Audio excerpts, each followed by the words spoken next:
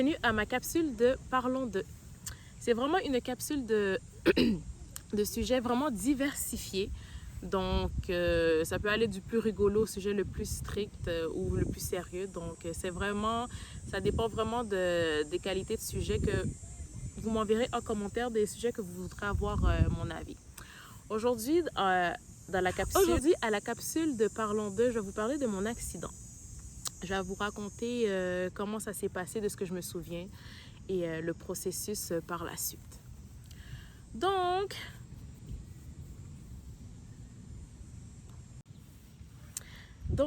bonjour, je voulais vous parler de mon accident d'auto, comment ça s'est passé, les conséquences et le processus aussi et ce qui se passe aussi, l'évolution du dossier et comment je passe à travers tout ça aussi.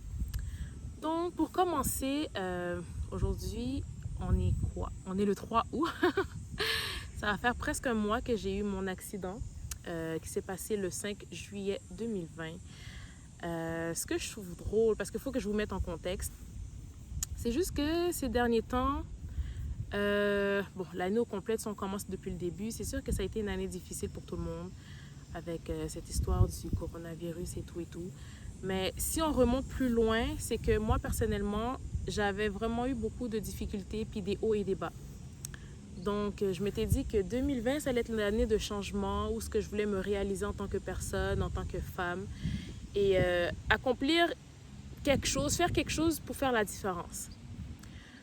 Donc, c'est ça. C'est sûr que le début d'année a été un petit peu difficile. Comme je vous dis, avec le coronavirus et tout, on est resté en confinement pendant 3-4 mois. Entre-temps, je travaillais aussi. Donc, c'était pas évident parce que je faisais partie de ceux qui étaient en première ligne. Et c'était pas facile tous les jours. C'était vraiment pas facile tous les jours. Donc, chapeau à nous toutes et à tous d'avoir survécu puis d'avoir trouvé le moyen de passer au travers de ça parce que je sais que ça...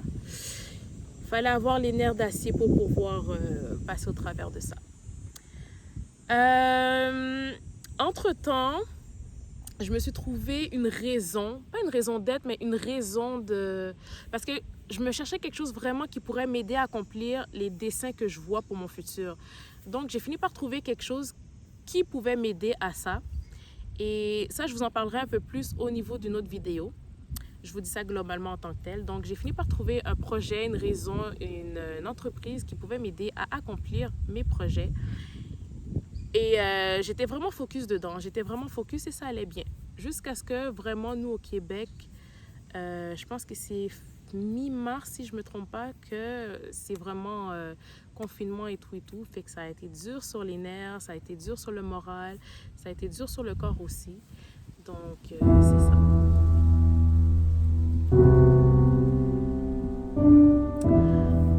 Par la suite, qu'est-ce qui s'est passé? C'est sûr que jusqu'au mois de mai, je gardais le moral, j'étais toujours une fille positive. Je suis souvent connue pour ça, pour être une fille qui sourit beaucoup. Si vous voyez un moment que je ne souris pas, c'est parce qu'il y a un problème. Donc, je souriais même si c'était pas évident, puis je remontais le moral des autres personnes aussi, des troupes, pour garder le focus et tout.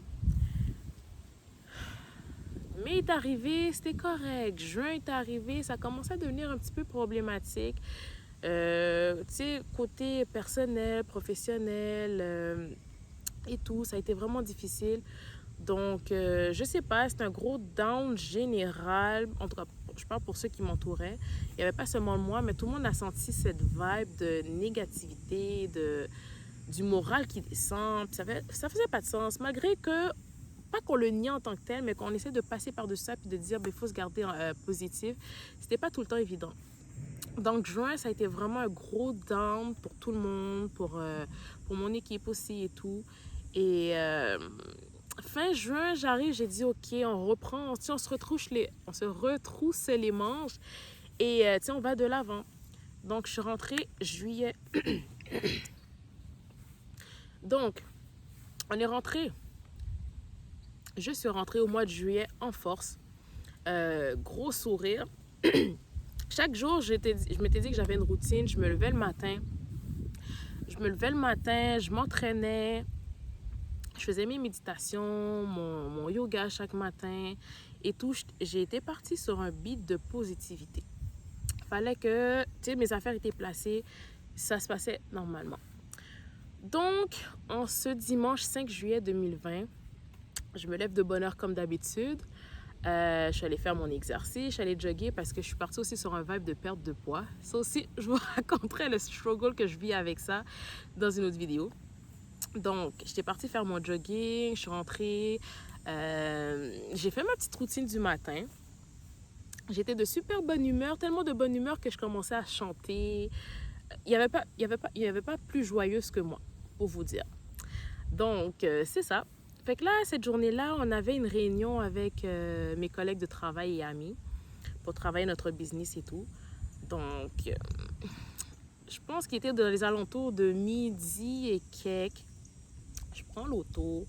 J'avais rendez-vous à Laval. Donc, je me dirige pour aller à Laval avec tout mon stock.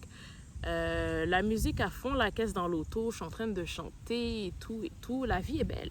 La vie était belle. Jusqu'à ce que, pour aller à Laval, pour ceux qui habitent à Montréal, j'étais sur la 40, en direction ouest, proche de la sortie 70, pour aller prendre la 15. Et elle était un petit peu, j'allais dire jammy. Le mot français pour ça, c'est il y avait du trafic. Il y avait du trafic. Donc, c'était du avance-recul par choc. Tu sais, par choc à par choc, mais les autres voies étaient correctes. Donc, je me dirige sur la voie de droite. Je prends mon extrême droite pour pouvoir prendre ma sortie. Je suis proche pour aller prendre ma sortie 70. Fait que c'est du avance-recul. Donc, l'auto qui était avant moi, elle appuie sur le gaz, fait qu'elle avance. Fait que j'avance sur le même beat, puis freine sec, fait que je freine sec. J'ai fait ish. J'ai fait faire du avance-recul rapide comme ça. J'ai fait peut-être que je vais ralentir parce que ça ne me tenterait pas d'avoir un accident. Je sais que l'autoroute 40 est réputée pour avoir un accident. J'ai fini de penser ça. Je n'ai jamais eu autant raison de toute ma vie. Donc, l'auto fait du avance-recul. L'auto est partie. J'ai juste eu le temps de décoller. Puis là, je vois qu'il commence à freiner. J'ai freiné. De nulle part, je sens un choc quand même assez violent par derrière. Et ouais, il m'est rentré par derrière et je suis rentrée dans l'auto de devant. Et si j'ai eu un blackout, j'ai eu une absence, je ne m'en suis pas rendu compte. Je sais que ça a pris quelques minutes après l'accident, qu'un de nous trois sorte de l'auto. J'étais tellement sur le choc aussi que la première pensée que j'ai eue quand j'ai réalisé que je venais de faire un accident, c'est que j'étais en retard où ce que j'allais aller. Je m'inquiétais même pas pour ma vie, c'était vraiment, je vais être en retard où ce que je vais aller. La deuxième pensée que j'ai eue, c'est oh my God, combien ça va me coûter pour réparer l'auto. Quand j'ai fini de passer au travers de ça, c'est là que je me suis rendu compte que j'ai eu un accident. J'ai commencé à checker, à chercher le téléphone parce que le téléphone était accroché sur... Hop là, je sais pas si le bruit de l'avion va couper ma voix. Donc, le téléphone qui était accroché, je sais pas comment on dit ça, mais sur le rebord de l'auto parce que j'avais comme une bidule qu'on peut accrocher sur l'auto. Donc, le téléphone a disparu quelque part. Je suis en train de chercher le téléphone et la première personne que j'appelle, c'est ma mère. Je lui dis, mamie, elle me dit, qu'est-ce qu'il y a? J'ai dit, j'ai eu un accident. Elle me dit, hey, comment ça, t'as eu un accident? Est-ce que ça va? Est-ce que t'es blessée? J'ai dit, je ne sais pas. J'étais sous le choc, c'est tout. Et quand j'ai fini de l'appeler, je suis sortie de l'auto. Bon, on était encore sur l'autoroute, le plus pire. Le plus pire, c'est tout arrêté sur l'autoroute, puis c'était dangereux de rester là. Et on est resté sur le bord de l'autoroute, on est sorti de l'auto en train de s'échanger les informations, savoir si on était correct. Ce qui est drôle, c'est que les deux autos n'ont rien eu. Aucun égratignure, aucun dommage, rien du tout. C'est juste mon auto. Le fait que le bonhomme d'en arrière m'est rentré dedans, qui a pris tous les dommages. Donc, sur le coup, je savais pas trop quoi dire. J'étais un petit peu sous le choc. Le fait que celui d'en avant, il n'y avait rien, on a quand même échangé nos informations, mais il n'avait rien, fait qu'on est parti sur ça. Ben, il est parti sur ça. J'étais plus en affaire avec celui qui m'était rentré dedans. Donc, échanger nos informations et tout et tout. Mais même là, on était sur le bord de l'autoroute. On a dû se déplacer, aller dans les petites rues locales pour pouvoir régler ça. Moi, personnellement, j'ai déjà eu des accrochages qui se sont toujours arrangés à l'amiable, mais rien d'aussi grave que ça. Mais, guys, c'est le fait est que le moindrement que vous avez quelque chose, on ne nous prépare jamais pour savoir comment réagir en tant que tel dans une situation comme ça.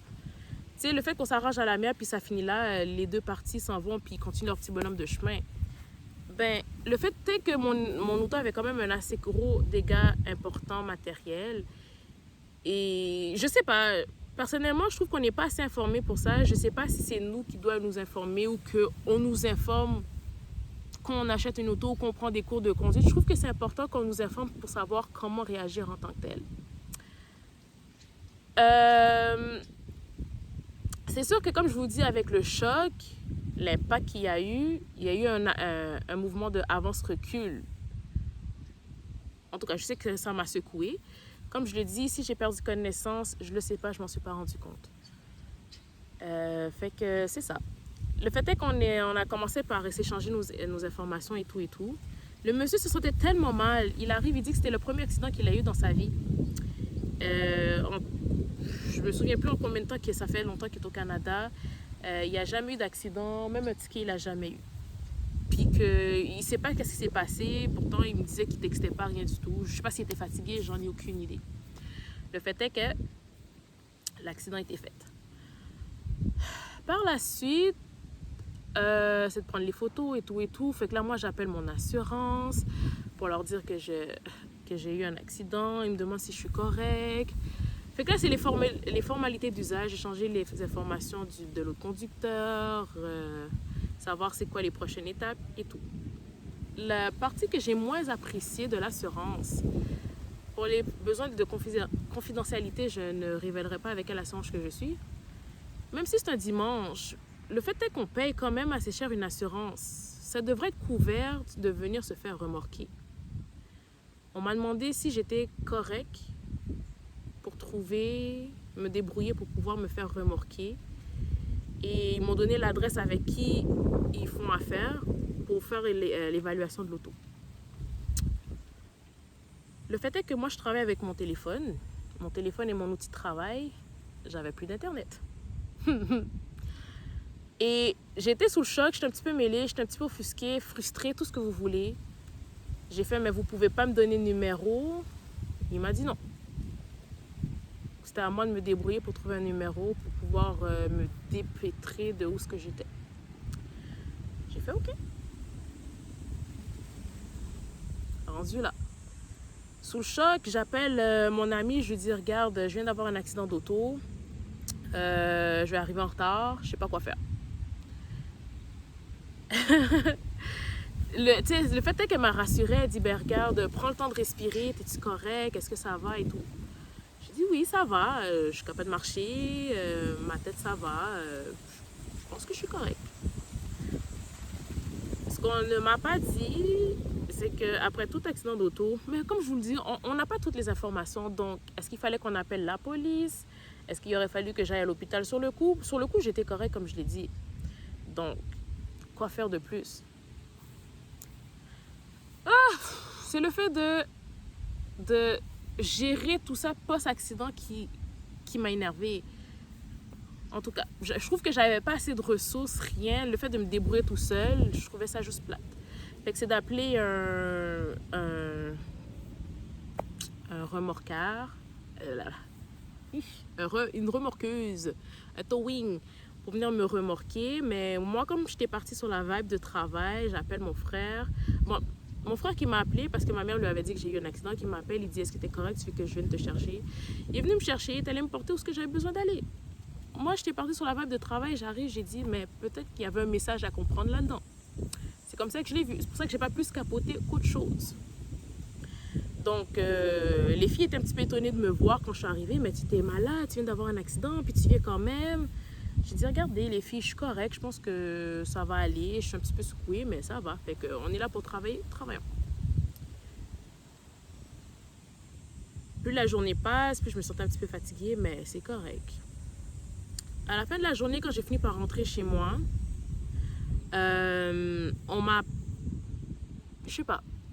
Le fait est que l'adrénaline est redescendue, mal de tête qui arrive, j'ai dit, ben c'est normal, le coco a secoué, la fatigue, j'ai fait, c'est normal, une bonne nuit de sommeil devrait arranger tout ça.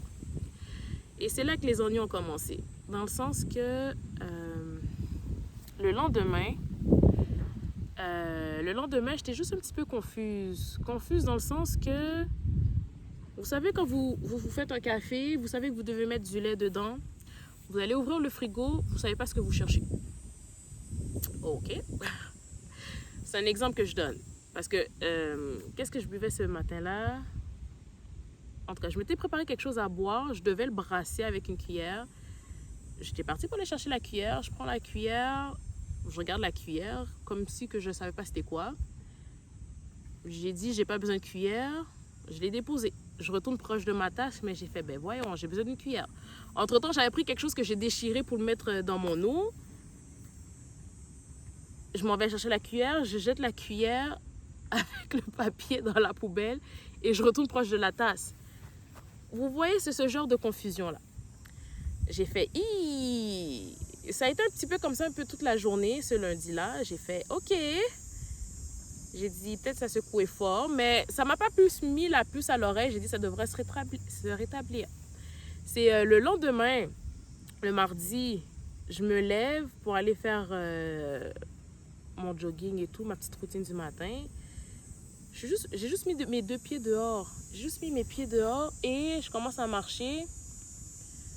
Guys, quand vous vous sentez tellement étourdi, mais tellement étourdi que tout tourne, pas seulement vous, mais tout votre environnement, et ben c'est comme ça que je me suis sentie.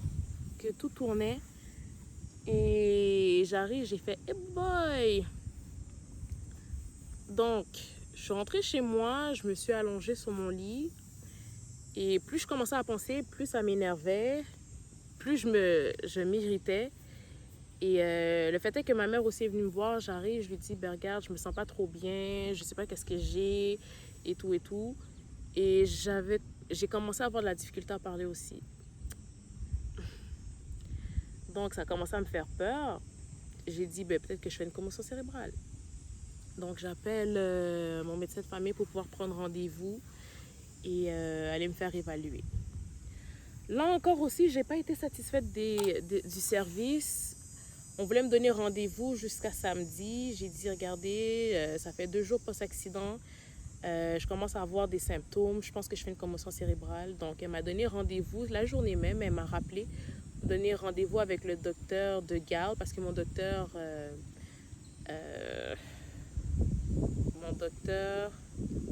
mon médecin de famille, oh boy, voilà, j'en perds des bouts. Mon médecin de famille n'était pas disponible jusqu'à samedi.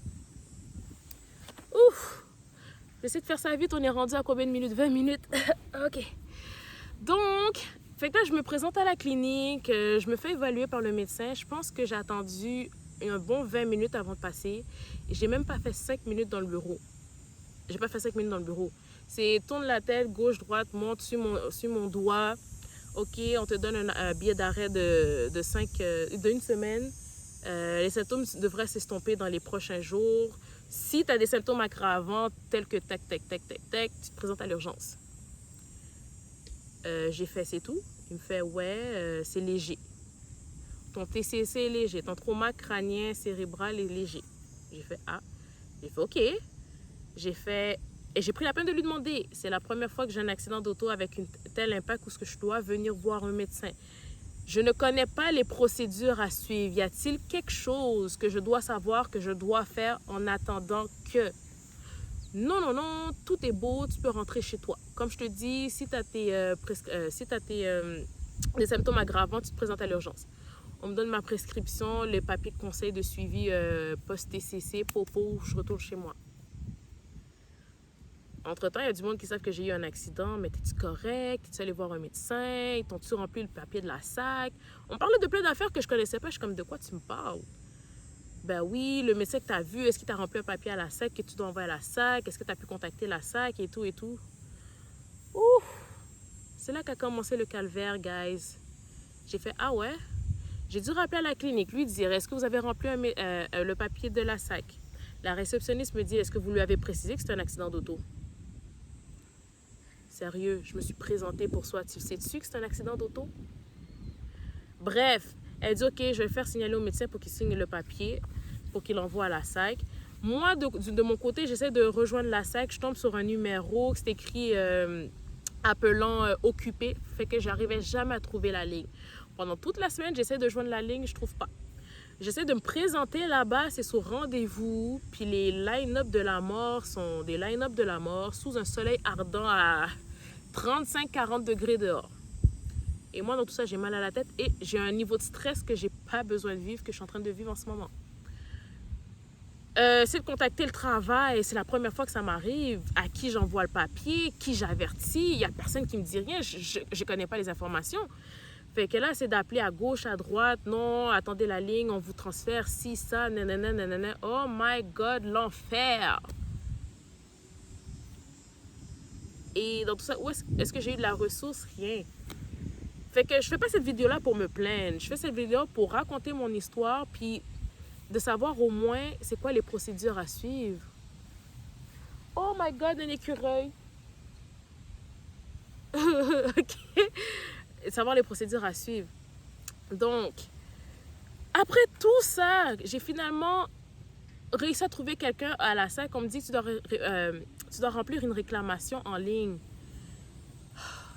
Et dans tout ça, on va te rappeler pour compléter le questionnaire, puis blablabla, ouvrir ton dossier de la SAC. Là, c'est là le moment où j'arriverai pour sacrer, mais je ne le ferai pas. Fait que je complète ma demande en ligne vendredi. Je l'envoie sur le coup. On me rappelle lundi. On me pose des questions pour finaliser le dossier. Après, on me dit, est-ce que tu as perdu conscience? Je lui dis, madame, si j'ai perdu conscience, je ne le sais pas. Mais il me semble que non. Si j'ai eu des absences, peut-être que, parce que je sais que ça prend un temps, je ne sais pas. Est-ce que vous avez fait affaire à la police? Est-ce que tu étais allé consulter? J'ai fait, je suis allée consulter quand il y a les symptômes qui sont apparus, mais sinon, avant ça, sur le coup, je me sentais correcte.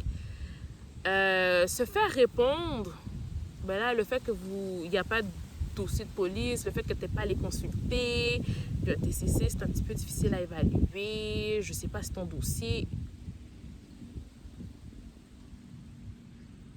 Tu ne sais pas si mon dossier va être accepté.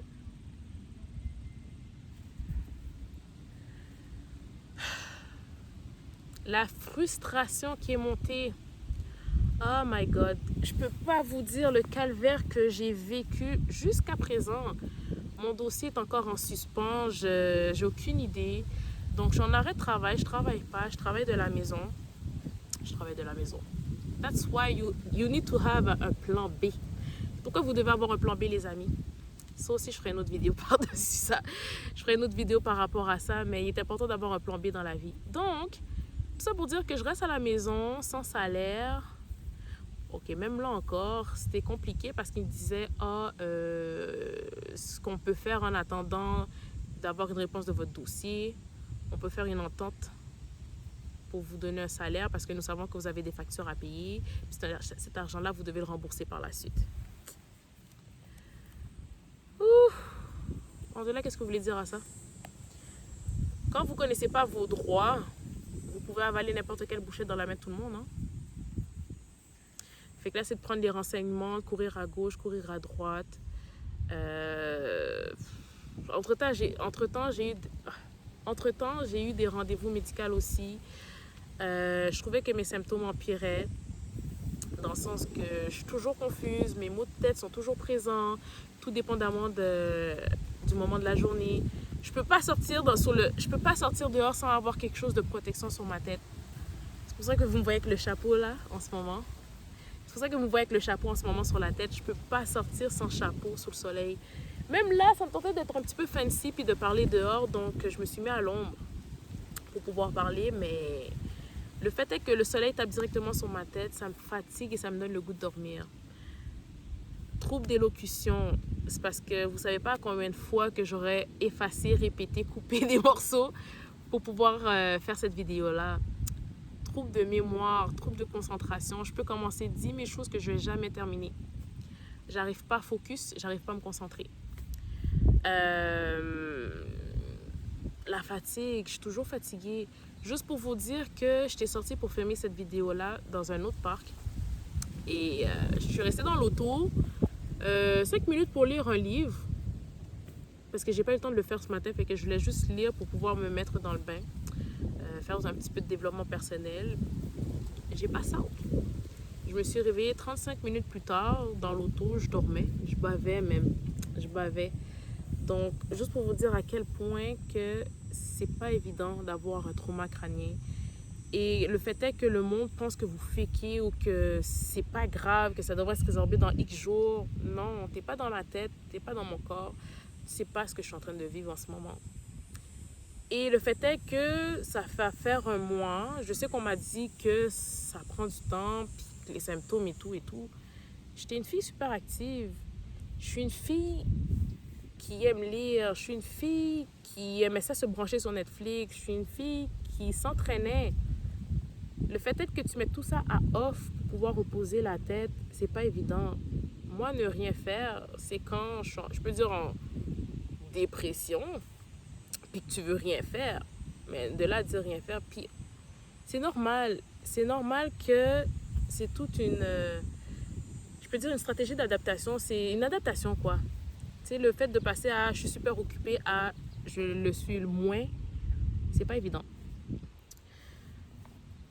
Donc, tout ça pour dire que je suis rendue là, toujours en arrêt de travail. J'essaie d'occuper mon temps, rendue là. J'essaie d'occuper mon temps, je travaille ma business en ligne, je fais mes petites vidéos. J'essaie de m'occuper parce que moi, ne rien faire, j'ai jamais connu ça. Moi, mes parents m'ont toujours élevée pour de toujours travailler fort dans la vie. Donc, malgré que j'ai toujours travaillé, puis des fois on travaille tellement fort, on se dit « Ah, j'aimerais ça avoir des vacances ». Mais ce genre de qualité de vacances-là ne m'intéresse pas du tout. Parce que je suis pas bien tous les jours. Moi, si j'étais bien puis que ma tête était correcte, go for it. Je serais allée voyager, je serais fait peut-être pas voyager avec les conditions, mais c'est ça. Mais se cacher du soleil quand il fait trop chaud, se reposer, dormir tout le temps, c'est pas une vie. C'est pas une vie. Tout ça pour dire que renseignez-vous, guys. Malgré que vous êtes prudent sur la route, vous savez jamais sur qui vous pouvez tomber qui pourrait en quelque sorte gâcher votre vie et vous occasionner des désagréments. Je dis pas que je me sers pas de ça pour en grandir et trouver quelque chose de positif, mais c'est sûr que c'est pas évident. Donc, c'était ça ma vidéo. Pour vous raconter mon accident, le parcours où je suis rendue en ce moment. Et à partir de là, je sais pas, je vais peut-être prendre... Il y a des décisions qui vont devoir être prises pour mon futur. Parce que il y a des gens qui sont en train de passer. Je peux pas rester comme ça. C'est clair, je peux pas rester comme ça. Je sais pas. Fait que là, je suis en attente de passer un scan cérébral. Savoir s'il y a des dommages. Parce que même là encore, moi, je comprends pas qu'on vous prescrit pas ça d'emblée. On vous donne juste un petit papier et on vous dit ça devrait passer. Pour certains, peut-être c'était léger, mais le cerveau est un organe tellement complexe, personne ne réagit pareil. Bon, c'est ça. Je voulais pas vous attrister non plus avec mon histoire. C'est juste pour vous tenir au courant et l'évolution. Donc, merci d'avoir assisté à ma capsule. Parlons de... Aujourd'hui, le sujet du jour était mon accident d'auto. Donc, n'oubliez pas de liker, commenter et de vous abonner. Bye, bonne journée.